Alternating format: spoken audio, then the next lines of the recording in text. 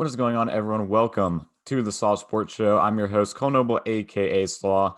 As promised, just as we did last week, we're coming today for another, midweek episode of the Slaw Sports Show. A mini episode where I'm doing top 5 breakdowns, just a random top 5 list every week that I'm putting together. A couple weeks back, we did top 5 quarterbacks in the NFL that I think will be under pressure this upcoming season.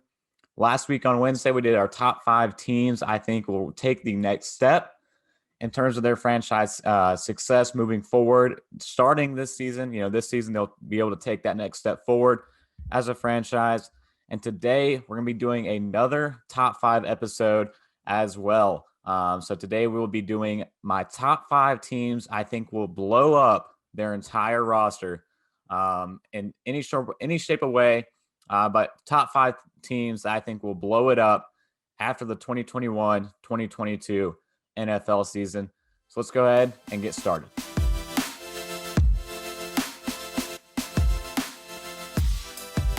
All right, so let's go ahead and get started with my top 5 teams that I think will blow up blow up their roster and completely retool and rebuild after the 2021-2022 NFL season.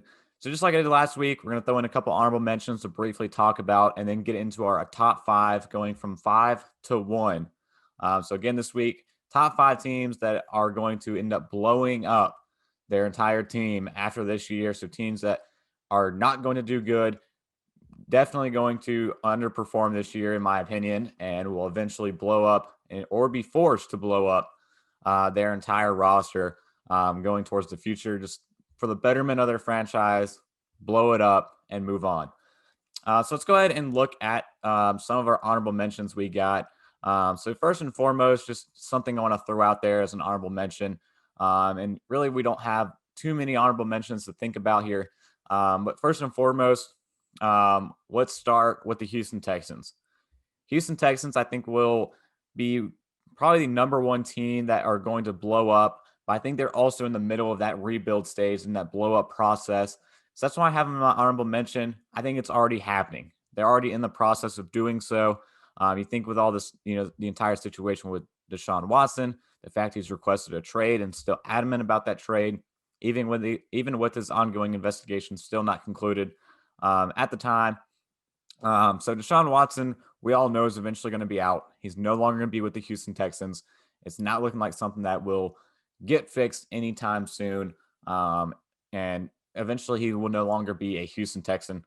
So the Houston Texans, I think is right in the middle of that rebuild process. And, at the very early stages, they hired their new head coach in David Culley. I don't know if that was a great decision on my part, or actually on their part. I don't think David Culley was a strong hire. Actually, I think he was one of the worst hires out of this entire coaching cycle. Just didn't get that hiring at all. I thought David Bieniemy would have been a much better fit for the Houston Texans and a much better fit if they wanted to keep Deshaun Watson involved. So I think the hiring of David Culley was the main reason why this team isn't up going to move on from Deshaun Watson. That was, the killing blow to him. But of course, Nick Cassiero coming in at general manager. Another interesting move, just the entire dynamic with him and Jack Easterby leading that team. It's a weird dynamic in the front office that is being very, underlooked or maybe overlooked. Not like that enough, I should say. And it's weird, interesting dynamic of how that front office operates that not a lot of people know about. And it's very weird and very interesting process that goes on behind the scenes with the Houston Texans. And they're in an interesting point altogether as a franchise. Brought in a bunch of weird free agents this year, a bunch of weird veterans, no real structure of what their team wants to be this year. So they're in my honorable mention list. You think back to the NFL divisional rankings that me and Matt Laguza did, where we both broke down every single game pretty much during the regular season and gave our record predictions for each team. We both had the Texans going 1-16, and that's fairly. That is an honest, fair assessment of the Houston Texans this year. I think they could not even win that one game and could be an 0-17 team this year, which would be the first time for an 0-17 team. Now we're moving back to the 17-game schedule in the NFL this season. So they're in my honorable mention. Also in my honorable mention, I'll briefly talk about is going to be the Pittsburgh Steelers. Just, the last year I would think of Ben Roethlisberger. I hope of Ben Roethlisberger. Juju Smith-Schuster's on a 1-year deal. But again, they got some building blocks in place. TJ Watt on defense, Najee Harris on offense. The two guys that I think will be the core focal points of the Steelers of the future, going forward for the next 5 to 10 years of Pittsburgh Steelers football. Those two guys you would think would be solidified in place on that team. And they're also kind of partially in the middle of that rebuild blow up process. They lost a lot of free agents this offseason. 4 of their 5 offensive linemen are gone, and, bringing a whole new group in that offensive line. Still don't get, what's going to happen with the Pittsburgh Steelers. The way we projected the Steelers going, we had them finishing 7-10, which would put them at a weird spot if they want to, end up drafting a quarterback in the first round with Big Ben, hopefully going to retire after this year. But that guy's not in house, I don't think, for the future of that franchise. It's not going to be Dwayne Haskins, not going to be Mason Rudolph. So Steelers are in an interesting spot. I still feel like they should have traded for Sam Darnold, but that's behind us now. But Steelers are in an interesting spot as well, where you could say they're in a blow up, you could not. So I can't officially come out and say that they're one of my teams I think will blow up after this season. I think they're just already in that process and already moving things along. So let's go ahead and get into our top 5. So my top 5 teams I think will blow up completely after this season.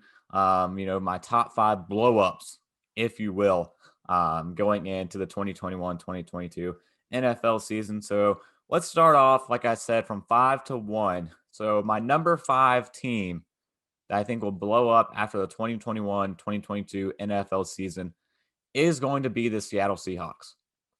The Seattle Seahawks, we saw what happened this offseason. The tensions were high between Russell Wilson and the Seahawks with Pete Carroll, on the Seahawks side.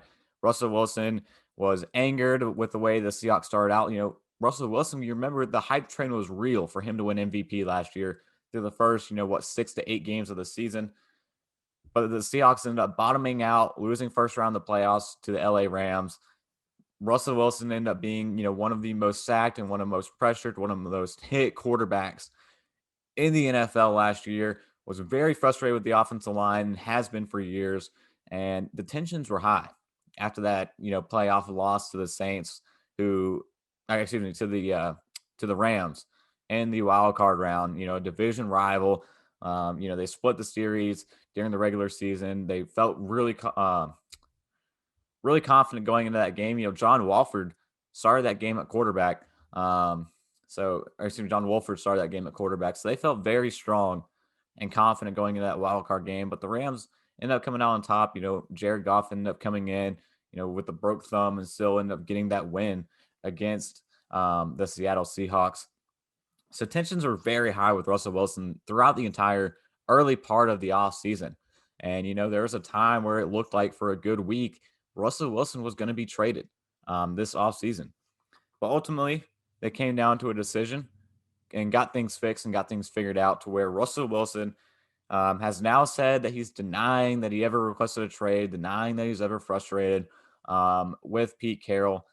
But if you watch how, the Seahawks acted the second half of the season, you could see the frustration on the field.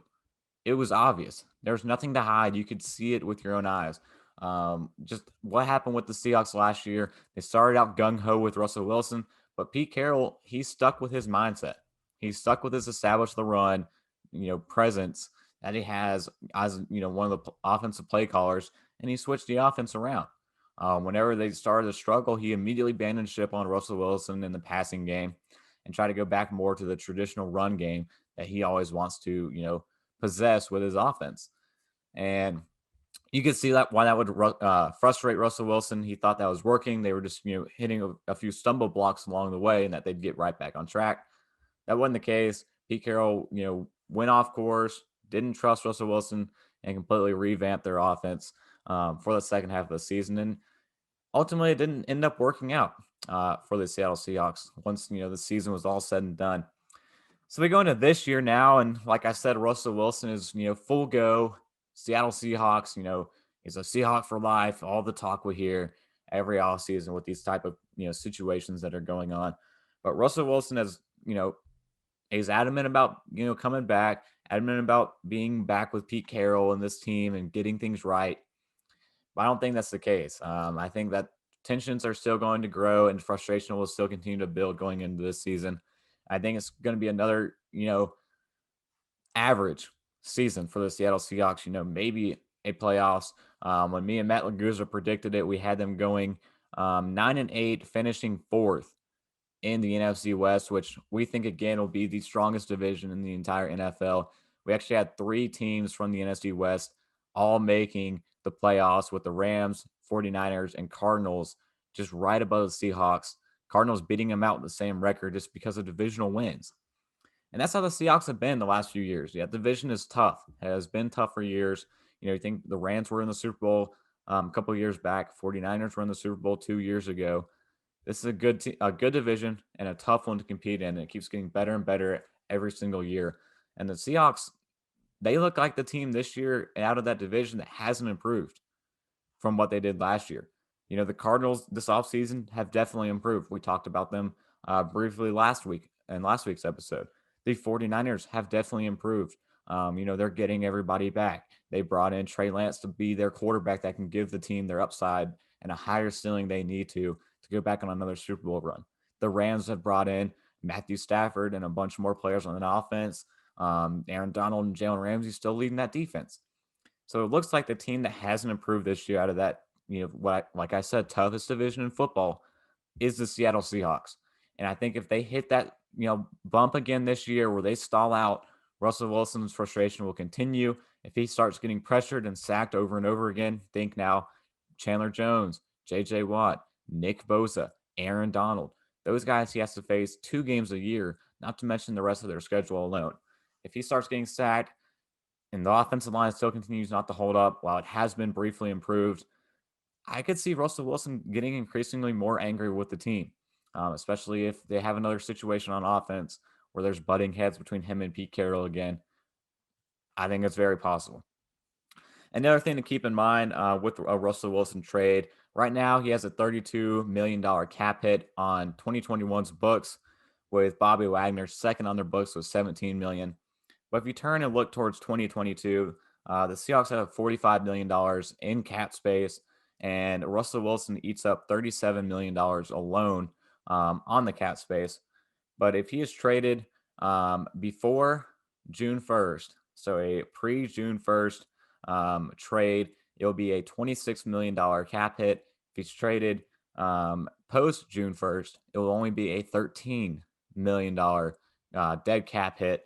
So the Seahawks can easily move on from Russell Wilson next offseason. If that situation arises again where frustration and tension continues, they could trade Russell Wilson post June 1st and only have to incur $13 million in dead cap. And you got to think that Bobby Wagner is also moving up to a $20.35 million cap hit next year. And then in 2023, the year where they potentially have to start thinking about contract extensions for DK Metcalf, which end up could being a top tier wide receiver deal. Russell Wilson in 2023 will have a $40 million cap hit in 2023. And while he has that $40 million cap hit in 2023, they still have $119 million in salary cap space. So you take that $40 million off, you start getting on a rookie quarterback deal or a small tier quarterback deal with someone else other than Russell Wilson. You now have upwards of potentially $150 million that you can spend in 2 years after the going in to 2023. So not going into next year, going into the year after, you having tons of money that you can work with to build this team back up and go up back and on another run potentially within the next 5 to 10 years. So I think Russell Wilson tensions continue and ends up tensions continue when he wants out again. It can be a lot more feasible this offseason, this coming offseason after this year than it was this offseason that we are currently in the middle of. Also think about it, the Seahawks haven't made it out of the divisional round in the NFC playoffs since 2014 when they lost to the Super Bowl or in the Super Bowl to the New England Patriots. Been a long road and been a hard road for the Seattle Seahawks. So let's now move on to my number 4 team, and I got the Philadelphia Eagles. The Philadelphia Eagles just, it looks like they have a young core. Yes, I get that. But at the same time, this is an interesting year for the Philadelphia Eagles. A couple weeks back when I did my top 5 quarterbacks under pressure, on that list was Jalen Hurts. Because this year he is the guy, the quarterback one for the Philadelphia Eagles since they have traded and moved on, from Carson Wentz. But they made a great deal. Remember, fantastic trade deal the Philadelphia Eagles made right before the NFL draft, moving back with, I think it was the Miami Dolphins that went up to 6. Yes. And they fell back to 12, I believe it was. And 49ers moved up to number 3. When the Eagles made that trade with the Dolphins, they took on, I believe, 2 more first round picks in 2022. So that means next year in the 2022 NFL draft, the Philadelphia Eagles will have 3 first round draft picks for the first time in franchise history. And I know they're excited about that and ecstatic to have those assets in place. So this is a team that right now I think has the capital if they want to load up and completely blow up their team and rebuild it. And it's going to be one of those rebuilds and blow ups where it only takes 2 to 3 years and you're right back in the thick of it. That's what the Philadelphia Eagles have the capital to do. And that's only if Jalen Hurts is not that guy.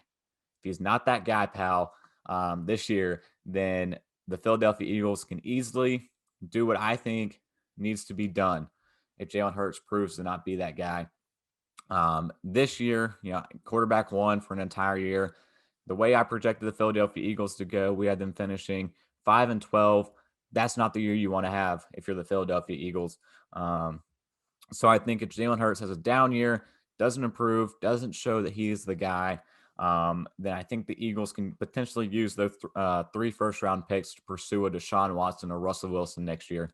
And they have the capital to do so, and they have the cap space to do so going into next season. And speaking of cap space, let's just look at it, and that's what we're going to do for each team. You think about a blow up, you got to think about what their cap situation looks like, what it can look like with a blow up moving forward. And cap is usually a big reasoning for why teams blow up their rosters year after year. So the Philadelphia Eagles have $3.197 million on their books in terms of cap. So they got in the positive, but just barely this year. Fletcher Cox is eating up the most of it. Their defensive tackle at $23.8 million. Lane Johnson on their offensive line, $17.8 million. And Zach Ertz, $12.7 million. And again, at the time of this recording, Zach Ertz still on the roster. Still haven't cut him. Still haven't traded him. So that 13 million, nearly 13 million still on their books as of right now until a deal is done. But looking to next year, 2022, that $3 million in cap space moves up to a 12.8. Fletcher Cox still eating up that 23 million. He's an aging player. I don't know if you want to keep paying him upwards of $20 million per year this year, and then of course going into next year as well.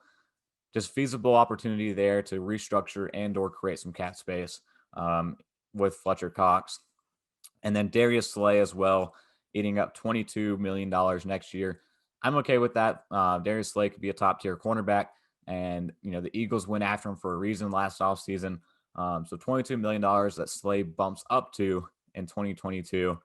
And in 2023, the Eagles now have $80 million in cap space in 2023. It's perfect time to get some extensions done.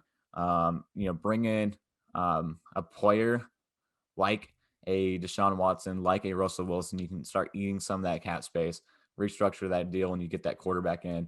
And Darius Slay in 2023 again is leading their cap situation as of now with $23 million. So the Eagles, I'm just saying with a bad year, if Jalen Hurts proves he's not that guy, they have the assets and capital to move on and blow up their team, create some cap space, and bring in a star quarterback that they can now make their next franchise guy. But again, that's only if Jalen Hurts is not going to be the savior, not going to be, the long-term franchise quarterback the Eagles envisioned when they drafted him last year in the second round. So now let's move on to the Atlanta Falcons. They are my number 3 team. I think will blow it up after the 2021-2022 NFL season. And while I say this one also could be a 2022, 2023 blow up. So not, yeah, I mean, I think it could happen this year, but it's more likely to happen the year after, but still a possibility to consider, which is why I have them at the middle of the road here at number 3. So this is an obvious. I think it all falls on Matt Ryan. Matt Ryan's an aging quarterback. Matt Ryan, was an MVP a couple years back. Went to the Super Bowl a couple years back, but ever since then has not been the same. The entire team has not. That's why they brought in Arthur Smith this offseason as their head coach. New offensive system. Get rid of Dan. Um, get rid of Dan and move on with what they can do this year. But of course, they moved on from Julio Jones, got him off their books. The Tennessee Titans kindly were able to take him and his contract. And as of right now, the cap space of the Atlanta Falcons, they're sitting at $8.6 million. Matt Ryan is eating up $26.9 million with a 65.4 dead cap hit. That there is why they did not move on from Matt Ryan and why they had to ship off Julio Jones. There's no way they could incur a $65 million dead cap hit if they moved on from Matt Ryan this year. But they got Julio Jones off their books, freed up their cap space, were able to get their guys signed that they drafted back in April. Grady Jarrett coming in at $20 million in their cap this year, and Jake Matthews $12.26 million on their dead cap as well. But next year, you look forward to 2022. The Atlanta Falcons have a negative cap hit again, but it's only $364,000 in the negative. That's easily manageable, easily fixable, especially when you think of what they can do with getting off some of their quarterback situation, or not quarterback situation, getting off some of their cap situations, going forward. And then you look towards 2023 as well. That number then goes up to 95 in cap space. So really, it's just the next 2 years. They have this terrible situation in cap space, but that's why I think that they can blow it up.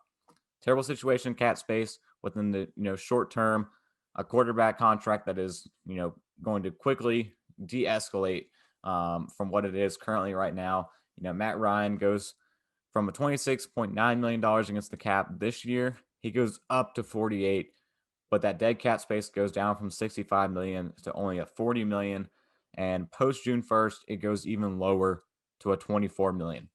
So next June, next summer, that thing basically drops almost in half from 40 million to 24 million in dead cap money if they were to move on from Matt Ryan. And in 2023, it goes even lower to $15 million in dead cap. So that's my reasoning for the Falcons to blow up. It's solely on Matt Ryan. They've got to get off that contract as soon as possible and move on and just start building this team back up. I think the Atlanta Falcons, they have their young core together now with Kyle Pitts and Calvin Ridley on their offense. They have a great offensive mastermind now at their head coach and Arthur Smith, who I think is going to do a great job. So really, everything's in place for this team to rebuild and blow up. This team's going to be smart to do so. While the window's open right now, get rid of Matt Ryan, get off his contract. That's going to free you up to make some of these contract extensions here in the next few years that they need to make, and also give them a rookie quarterback where they now have 4 to 5 years to work on a rookie quarterback deal where they can build this team, because that's the model of the NFL now, is getting on that rookie quarterback deal to where you can build the rest of your team up before you have to pay your top quarterback money. So I think that's what's going to happen with the Atlanta Falcons. They haven't been to the playoffs since 2017. Really, year after year, they continue to struggle. This year, I projected the Atlanta Falcons to finish at 4-13, last in the division. Again, probably going to get a top 5 pick in the NFL draft. So this year, it's going to be another struggle, I think, for the Atlanta Falcons. Calvin Ridley's going to have a great fantasy year. So will Kyle Pitts. The Atlanta Falcons, I don't know how great of a year they're going to have this year. It's going to be a tough road ahead. The defense is still nowhere near fixable. So really, it has to be done. You got to pull the Band-Aid, I think, next offseason and move on from Matt Ryan and blow up this team. So number 2 on my top 5 teams I think will end up blowing up their roster and blowing up and rebuilding after the 2021-2022 NFL season, I have to go with the New Orleans Saints. And again, it goes back to the cap. it is physically impossible for the Saints not to blow up this season, especially if it's a failure. Drew Brees is out. There's a quarterback competition right now between Jameis Winston and Taysom Hill, with Drew Brees gone. And whatever happens with this scenario, with this, new quarterback experiment that the Saints haven't had for decades, with Drew Brees being their guy for as long as I can remember, showing my age, but new situation here for the New Orleans Saints. And if this, quarterback experiment between Jameis Winston and Taysom Hill doesn't work out, it's physically impossible for this team to not blow it up. They will be forced to if the season ends up being a failure. We saw the cap situation they dealt with this offseason. It was hard. It was hard for the Saints to work their books to free up some type of money just to get back above that line going into this year. They moved on from a lot of players, had to make a lot of tough decisions with, those veteran wanderers that I call them, but the role players, the Emmanuel Sanders, the Jared Cooks, the Trey Hendricksons, guys with, Trey Henderson is now being one of those veteran travelers that I talk about. So he is now becoming one of those guys after the Saints had to move on from him. The Saints team is going to be full of those type of players that are constantly moving in and moving out because of that cap situation. But their core guys that they do have on their roster, it's going to be tough. Marcus Williams this year is counting for $11 million against their cap. Michael Thomas, $10 million, and Cam Jordan, $9 million. That's manageable. They made it manageable this year and freed up now $11.3 million in their cap space as of now. Somehow we're able to do so. That's one of the most remarkable, wonders of this year's offseason. Number one being the Bucs being able to bring everybody back from their Super Bowl winning roster. Number two is the Saints trying to find a way to free up cap space. Was a marvel to watch this offseason. But they can't keep doing that. They're trying as hard as possible to keep their core intact, but eventually their books will catch up to them, and it will be physically impossible not to blow up this team. So I think the easiest way to do so is do it as sooner rather than later. If this season's a failure for the New Orleans Saints, they're going to realize that going into next offseason that they now have a small window to do so, or it's just going to be years of pain for the next 2 to 3 years with their cap numbers, with their situation they've got building. Next year in 2022, they fall down to a $30.6 million hole. So negative $37.6 million against their cap space next year. Michael Thomas shoots from $10 million to $24.7. Cam Jordan shoots from 9 to 22.6. And because that new contract extension late last week, Ryan Ramczyk shoots up to $22.8 million next year against the Bucs. It's going to be physically impossible to move on from that. The Saints are in a very tough cap space right now, and that's going to keep continuing as the years progress. You even look towards 2023 as well. They finally get some type of, help in 2023 where they can then start building some stuff back in. But I think next year will be the year they have to do something, get something done to get off their books. Again, I talked about this post June 1st designation in terms of trades. Michael Thomas, that dead money cap goes to an $8.9 million against their cap and dead money in 2022 if they move on from him. Something that they could consider moving on. Year after year, we see a top wide receiver on the market. Last year, Stephon Diggs, DeAndre Hopkins, I think last year, the year before. This year is Julio Jones. Michael Thomas could be that guy on the move. Odell Beckham's been on the move. Top wide receivers are always on the move year after year. And I think that Michael Thomas could be that next wide receiver next offseason to be on the move after June 1st. That June 1st designation is come and passed. I think Michael Thomas could be playing on a different team in the 2022 or 2023 NFL season just to somehow get off the books a little bit, looking towards the future for the New Orleans Saints. And like I said, it's going to be a hard road, especially, this year going into next year with that cap situation for the Saints. But the only way I think it can be fixed is the Saints come out this year and prove it. Prove that this experiment will work with, a new quarterback. Prove that this offense can still function at a high level in the NFC, get back to the playoffs, and somehow salvage what they still can with this roster situation that they've incurred upon themselves um, going into the future. I have them finishing at 8-9, barely missing the playoffs in the NFC. I think that's the situation where you start having to think about the future going into the offseason. And finally, my number one team, I think will end up blowing it all up after this season, is going to be the Las Vegas Raiders. The Las Vegas Raiders are entering into year 4 of John Gruden's 10-year, $100 million massive deal that got him back out of the booth and back onto the sidelines as a head coach. They're entering into that 4th year, and let's do a little flashback here. The last 3 years of the Oakland to Las Vegas Raiders with John Gruden, they have finished 4-12 in his first year, 7-9 in his second year, and 8-8 in his third year. There is improvement there. 4-7 wins, 7-8 wins. It's only one jump. But think about how good the Raiders were looking. Just like I talked about with the Seahawks, the Raiders looked like they're going to get back to the playoffs last year before they hit that wall and just tumbled out the rest of the season. They were right there where they could potentially make some noise. Won a couple division games, even knocked off the Chiefs, I think, at Arrowhead last year. So the Raiders, they looked like they were going to get something together. Bottomed out, just like they always do, and finished right at 8-8. At that dreaded spot. So this year with the Las Vegas Raiders, it's put up or shut up. It's your put up or shut up year, not for John Gruden. It's the put up or shut up year for the Raiders team that he has. Because I don't think the Raiders are going to get off that contract with John Gruden. I don't think they're going to get off of that deal. They gave him a 10-year deal for a reason. I think they're going to give him, I've said this, and it's, this is the year. They're going to give him that 4-year window to get to the playoffs with this team. And at the end of that 4 years, you have 6 more to rebuild. I think that's why they gave him a 10-year deal. So this is the put up or shut up year.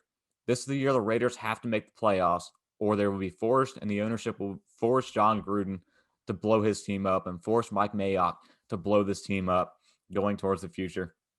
So it's all in line of what the Raiders can do in that division. It's gonna be a tough division. I talked about week after week, especially this offseason, the LA Chargers. They're going to be a much improved team, one of the best teams I think in the AFC next year, right up there on the tail end, right behind the Kansas City Chiefs in that division.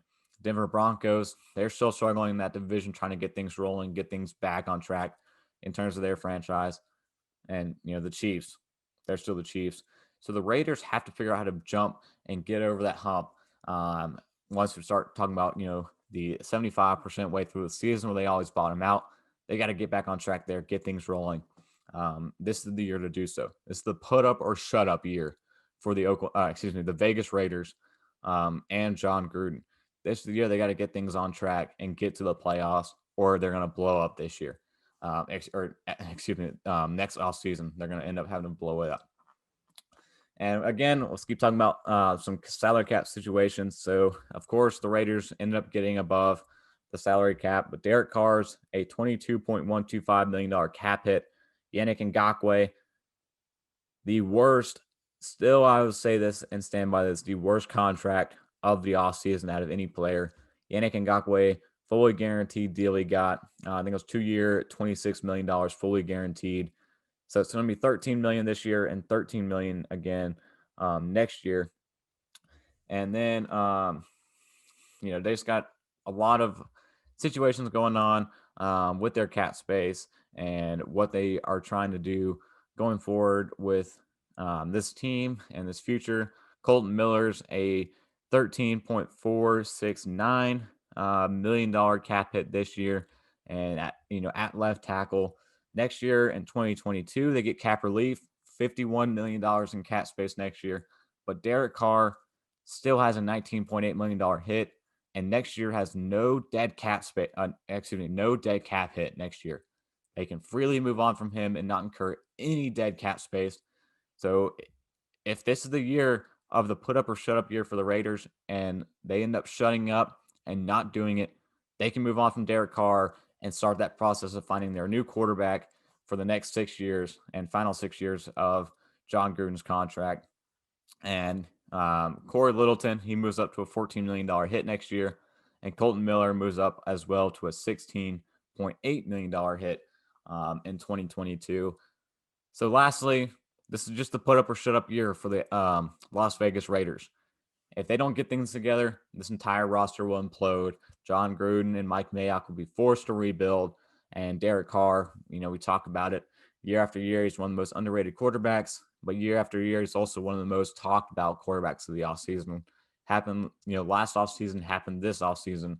The interest for Derek Carr was real, but the Raiders ultimately decided to keep him. It's because they're going to keep him for this one more year. This is the Raiders' chance to do so, and if they don't do it, they're going to have to, eat what they can and move on from Derek Carr, a no dead cap hit next year, and start this process of rebuilding with that second half contract of John Gruden at head coach. And I think that will be the case. I think that's ultimately what's going to happen. Again, back to my projections here. I had the Raiders finishing 5-12, last in the AFC West. That's not going to cut it. Time to blow it up. Time to rebuild and start over again with this franchise. So that was my top 5 teams I think are going to blow it up this next offseason after the 2021-2022 NFL season. We'll see what happens with these 5 teams going forward this season. I could be wrong. I could be right. That's the exciting part of trying to project stuff during the offseason. So thank you for watching. Thank you for tuning in. Again, want to plug on Friday, or excuse me, I don't potentially Friday. But the live stream at the end of this week is going to be a huge one. Stay tuned and get ready for that. Picking multiple fights on the UFC card. That is going to be UFC fight for Saturday night. Conor McGregor and Dustin Poirier headlining that one. The trilogy ends, and we're going to be picking multiple fights. So I'm excited for that, and I hope you guys are as well. That's all we have for this episode. Hope you guys enjoyed my top 5, breakdown that I had coming out this week. But again, that's all we have. We'll see what happens with these 5 teams. And until next time, peace.